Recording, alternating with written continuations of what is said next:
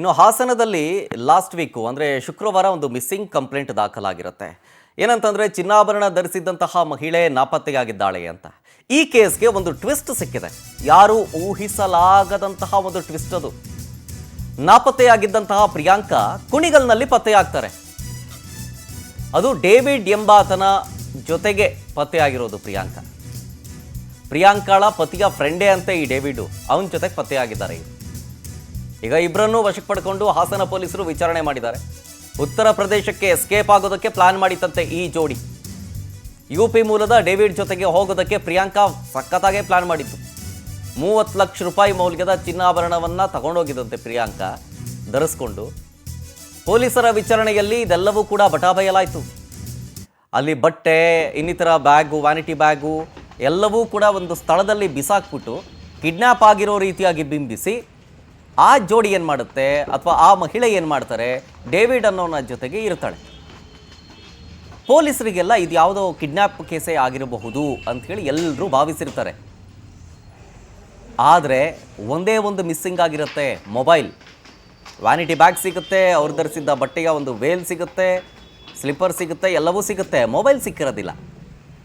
ಮೊಬೈಲನ್ನು ಕೂಡ ಪರಿಶೀಲನೆಗೆ ಒಳಪಡಿಸ್ತಾರೆ. ನೋಡಿ ಅಲ್ಲಿ ಸ್ಪಾಟಲ್ಲಿ ಚಪ್ಪಲಿ ಇದೆ, ಒಂದು ವ್ಯಾನಿಟಿ ಬ್ಯಾಗ್ ಇದೆ, ಒಂದು ವೇಲ್ ಇದೆ. ಎಲ್ಲವೂ ಕೂಡ ಯಾವ ರೀತಿಯಾಗಿ ಪ್ಲಾಂಟ್ ಮಾಡಿದ್ರು ಅಂತಂದರೆ ಆ ಮಹಿಳೆ ಕಿಡ್ನ್ಯಾಪ್ ಆಗಿದ್ದಾರೆ ಅಂತ ಬಿಂಬಿಸೋ ರೀತಿಯಾಗಿಯೇ ಎಲ್ಲರೂ ಕಿಡ್ನ್ಯಾಪ್ ಆಗಿದ್ದಾರೆ ಅಂತಲೇ ಭಾವಿಸಿದ್ರು. ಆದರೆ ಟ್ರ್ಯಾಕ್ ಮಾಡಿ ನೋಡಿದಾಗ ಡೇವಿಡ್ ಅನ್ನೋನು, ಅಂದರೆ ಈ ಮಹಿಳೆಯ ಪತಿಯ ಫ್ರೆಂಡು ಡೇವಿಡ್ ಅಂತ, ಆ ಡೇವಿಡ್ ಜೊತೆಗೇ ಆ ಮಹಿಳೆ ಇದ್ದಂತೆ. ಸಿಕ್ಕಾಕೊಂಡ್ರು. ಒಂದು ಲಾಡ್ಜ್ ಒಂದರಲ್ಲಿ ಅವರಿಬ್ಬರು ಇದ್ರಂತೆ. ಪೊಲೀಸರು ಲಾಕ್ ಮಾಡಿದ್ರು ಅವರಿಬ್ಬರನ್ನ. ಎತ್ತಾಕೊಂಡೋಗಿ ವಿಚಾರಣೆ ಮಾಡಿದಾಗ ಗೊತ್ತಾಗಿದೆ ಆ ಡೇವಿಡ್ನ ಜೊತೆಗೇ ಈ ಮಹಿಳೆ ಎಸ್ಕೇಪ್ ಆಗೋದಕ್ಕೆ ಹೋಗಿದ್ಲು ಅಂತ. ಡೀಟೇಲ್ಸ್ ಕೊಡ್ತಾರೆ ಇನ್ನಷ್ಟು ನಮ್ಮ ಪ್ರತಿನಿಧಿ ಸಚಿನ್ ಶೆಟ್ಟಿ ಫೋನ್ ಸಂಪರ್ಕದಲ್ಲಿ. ಸಚಿನ್, ಇದೊಂದು ರೀತಿಯಾಗಿ ಖತರ್ನಾಕ್ ಪ್ಲಾನು. ಕಿಡ್ನ್ಯಾಪ್ ಆಗಿದ್ದಾಳೆ ಅಂತ ಎಲ್ಲರ ಅನ್ಕೊಳ್ಳಿ, ನಾವು ಆರಾಮಾಗಿ ಯುಪಿಗೆ ಎಸ್ಕೇಪ್ ಆಗ್ಬಿಡೋಣ ಅಂತ. ಇದು ಅಕ್ರಮ ಸಂಬಂಧದ ಕಥೆನೇ ಅಲ್ವಾ? ಖಂಡಿತ ಶರತ್, ನಿಜಕ್ಕೂ ಕೂಡ ಇದು ಒಂದು ರೀತಿ ಅಕ್ರಮ ಸಂಬಂಧಕ್ಕೆ ಸಂಬಂಧಪಟ್ಟಂತ ವಿಚಾರ ಅಂತಾನೆ ಹೇಳ್ಬೋದು. ಯಾಕೆಂತಂದ್ರೆ ಮದುವೆಯಾಗಿ 10 ವರ್ಷಗಳ ಕಳೆದಿತ್ತು. ಕಳೆದ 3 ವರ್ಷಗಳಿಂದ ಒಂದು ಖಾಸಗಿ ಕಂಪನಿಯಲ್ಲಿ ಕೆಲಸ ನಿರ್ವಹಿಸ್ತಿದ್ದಂತ ಡೇವಿಡ್ ಮತ್ತೆ ಪ್ರಿಯಾಂಕಾ ಕೂಡ ಅದೇ ಒಂದು ಕಂಪನಿಯಲ್ಲಿ ಕೆಲಸ ನಿರ್ವಹಿಸ್ತಾ ಇರ್ತಾರೆ. 3 ವರ್ಷದಿಂದ ಇಬ್ಬರ ನಡುವೆ ಪ್ರೀತಿ ಬೆಳೆಯುತ್ತೆ. ಇದಾದ ಬಳಿಕ ಸಾಕಷ್ಟು ಏನು ಅವರ ಸುತ್ತಾಟಗಳೆಲ್ಲವೂ ಇರ್ತವೆ. ಆದ್ರೆ ಮನೆಯವರಿಗೆ ಈ ವಿಚಾರವಾಗಿ ಯಾವುದೇ ರೀತಿಯಾದ ಅನುಮಾನನೂ ಕೂಡ ಇರಲ್ಲ. ಯಾಕೆಂತಂದ್ರೆ ಒಂದು ಮನೆಯಲ್ಲಿ ಈಕೆ ಬಳಸ್ತಿದ್ದಂತ ಮೊಬೈಲು ತನ್ನ ಗಂಡ ಮತ್ತೆ ಏನು ಪ್ರಿಯಾಂಕಾ ಇಬ್ರು ಕೂಡ ಒಂದೇ ಮೊಬೈಲ್ ನ ಬಳಸ್ತಾ ಇದ್ರು. ಆದ್ರೆ ಡೇವಿಡ್ ಜೊತೆ ಯಾವಾಗ ಸಂಪರ್ಕದಲ್ಲಿ ಇರ್ತಾ ಇದ್ರು ಅನ್ನೋದು ಕೂಡ ತಿಳಿದು ಬರ್ತಾ ಇರ್ಲಿಲ್ಲ. ಆದ್ರೆ ಈಗ ಈ ಒಂದು ಪ್ರಕರಣವನ್ನು ಭೇದಿಸ್ತಿದ್ದಂತ ಪೊಲೀಸರಿಗೆ ಒಂದು ಶಾಕ್ ಆಗಿರ್ತಕ್ಕಂಥದ್ದು ಏನು ಅಂದ್ರೆ, ಈಕೆ ಮತ್ತೊಂದು ಮೊಬೈಲ್ ಅನ್ನ, ಕೀಪ್ಯಾಡ್ ಮೊಬೈಲ್ ಅನ್ನ ಬಳಸ್ತಾ ಇದ್ಲು. ಅದು ಕೂಡ ಡೇವಿಡ್ ಹೆಸರಲ್ಲಿ ಇತ್ತು. ಹೀಗಾಗಿ ಪೊಲೀಸರು ಈ CDR ಹಾಕಿದ್ರು ಕೂಡ ಎಲ್ಲೂ ಕೂಡ ಈ ಒಂದು ಮೊಬೈಲ್ ಲೊಕೇಶನ್ ಟವರ್ ಟ್ರ್ಯಾಕ್ ಆಗ್ತಾ ಇರ್ಲಿಲ್ಲ. ಈ ಒಂದು ಪ್ರಕರಣವನ್ನ ಬಹಳ ಗಂಭೀರವಾಗಿ ಪರಿಗಣಿಸಿದ ಹಾಸನ ಜಿಲ್ಲಾ ಪೊಲೀಸ್ ವರಿಷ್ಠಾಧಿಕಾರಿ ಶುಭನ್ಮಿತ್ ಅವರು ಒಟ್ಟು 4 ತಂಡಗಳನ್ನಾಗಿ ಮಾಡಿ ಹುಡ್ಕೋದಕ್ಕೆ ಶುರು ಮಾಡ್ತಾರೆ.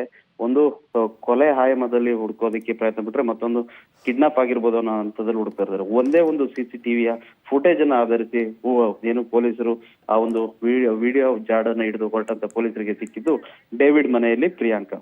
ಏನು ಒಂದು ಮೊಬೈಲ್ ನಂಬರ್ ಸಿಗುತ್ತೆ, ಆ ಮೊಬೈಲ್ ನಂಬರ್ ಟ್ರ್ಯಾಕಿಗೆ ಹಾಕಿದ ಸಂದರ್ಭದಲ್ಲಿ ಡೇವಿಡ್ ಅನ್ನ ಮೊದಲು ಪೊಲೀಸರು ಗೊತ್ತಾಗುತ್ತೆ. ಡೇವಿಡ್ ಅನ್ನ ಪಿಕ್ ಮಾಡಕ್ಕೆ ಹೋದಂತ ಸಂದರ್ಭದಲ್ಲಿ ಡೇವಿಡ್ ಮನೆಯಲ್ಲಿ ಪ್ರಿಯಾಂಕಾ ಇರೋದು ಪತ್ತೆ ಆಗುತ್ತೆ. ಆಗ ಪೊಲೀಸರಿಗೆ ಒಂದು ರೀತಿ ಶಾಕ್ ಆಗುತ್ತೆ. ಯಾಕೆಂದ್ರೆ ಏನು ತಾನು ಸತ್ತೋಗಿದ್ದೀನಿ ಅನ್ನೋದನ್ನ ಬಿಂಬಿಸಕ್ಕೆ, ಕೊಲೆ ಆಗಿದೆ ಅನ್ನೋ ಬಿಂಬಿಸೋದಕ್ಕೆ ತನ್ನ ಬಟ್ಟೆಗಳನ್ನೆಲ್ಲವೂ ಕೂಡ ಕೆರೆ ಬಳಿ ಎಷ್ಟು ಹೋಗಿದ್ದಂತಹ ಪ್ರಿಯಾಂಕಾ ಈಗ ಅಲ್ಲಿ ಪತ್ತೆ ಆಗಿರ್ತಕ್ಕಂಥದ್ದು ಈಗ ಗೊತ್ತಾಗಿರ್ತಕ್ಕಂಥ. ಈಗ ಪೊಲೀಸರು ಕೂಡ ಹಾಸನ ಗ್ರಾಮಾಂತರ ಪೊಲೀಸ್ ಠಾಣೆಗೆ ಇಬ್ಬರನ್ನು ಕರೆತಂದು ವಿಚಾರಣೆಯನ್ನು ಕೂಡ ನಡೆಸ್ತಾ ಇರ್ತಕ್ಕಂಥದ್ದು.